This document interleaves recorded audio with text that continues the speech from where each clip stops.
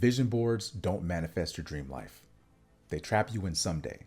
Now, I heard of Monday, Tuesday, Wednesday, Thursday, Friday, Saturday, Sunday, but I never heard of someday.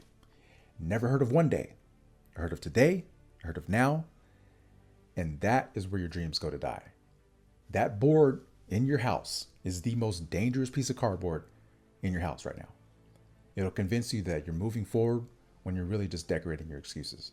Now, the gurus, they're going to push this vision board because they want you to believe that pictures equals progress, but it doesn't.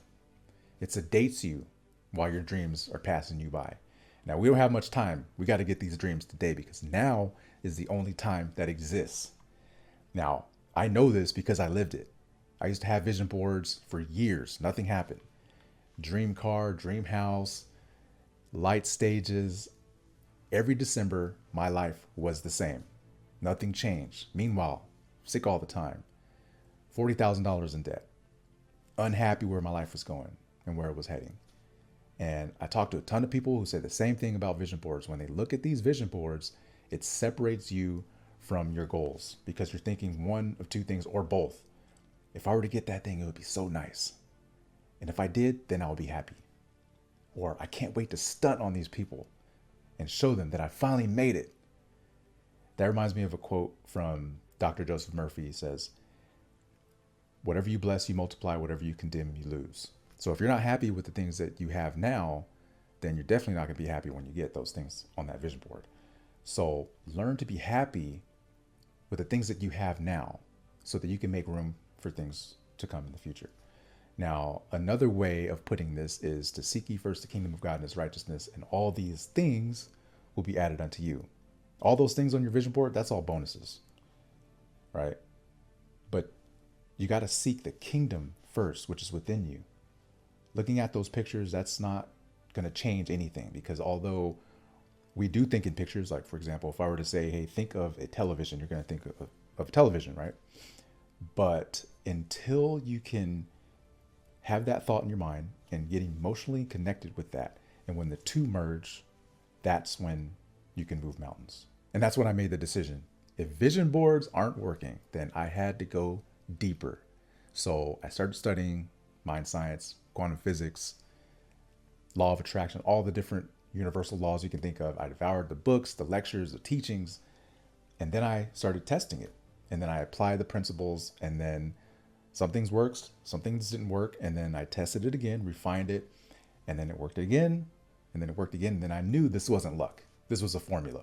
And I started writing everything down, and the exact process, the mindset, the steps, the mistakes to avoid. And so that way I can duplicate it and then refine it and then eventually teach it like what I'm doing right now. And that's where NeuroVisioning was born. And I teach all that in my book, shameless plug here, How to Visualize Like a World Champion. It sells on Amazon right now for $80, but you can get it half off on my website for $44. Not exactly half off, but pretty much half off. So, or if you want to just get a free chapter, then you can also get a free chapter as well. There's a link in the description. You can go ahead and purchase the book, or you just get the free chapter if you'd like. So my brand of mind science is rooted in all of these universal laws, law of assumption, law of attraction. And, it's structured in a repeatable process that anybody can follow. So here's the truth. You're already doing it every day. So that's the easy part. We tend to complicate this. We want to make this very difficult. It's got to be, like these strenuous steps. It's really very simple. But you're already doing it. You're just using it wrong. So you rehearse the failures. You rehearse the debt, the rejection, the sickness. And then your subconscious mind accepts those images as orders, sends it out, and then reflects back exactly what you see yourself as. And then you get mad that this is what the result is. But this is exactly how you picture yourself. So of course, this is what you're going to get back. Now, that's why your life keeps on repeating every day. It's like you're on loop. So in my book, I also teach how to change your self-concept. Now, the biggest mistakes, I'm going to just talk about 3 today, is now, number 1, people see it, but they never feel it. Now, the subconscious mind doesn't move on pictures alone. You could see the picture, for example, I talked about the television. Great. That's awesome. How can you get emotionally involved in that image and connect that with the thought of having that television, and then you will move on that as well. So it moves on emotion. And the second biggest mistake that most people make is that they never embody it. So you must walk, talk, move like it's already yours. The third biggest mistake is the most important part of this, because, when The Secret first came out, it almost seemed like, vision boards and things like that they're talking about, that you just kick back and let it all come to you. But the most important part of law of attraction is action, right? There's something that you have to do in order to make these things work. You have to take action on those opportunities that open up for you. So they visualize or they see themselves doing certain things, but they never execute. Now, the vision gives you the state, but action cements it into reality.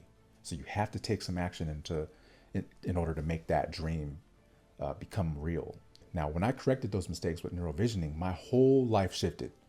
I wasn't cutting out pictures anymore. I was coding my subconscious mind with the end result, embodying it daily, and then executing with alignment.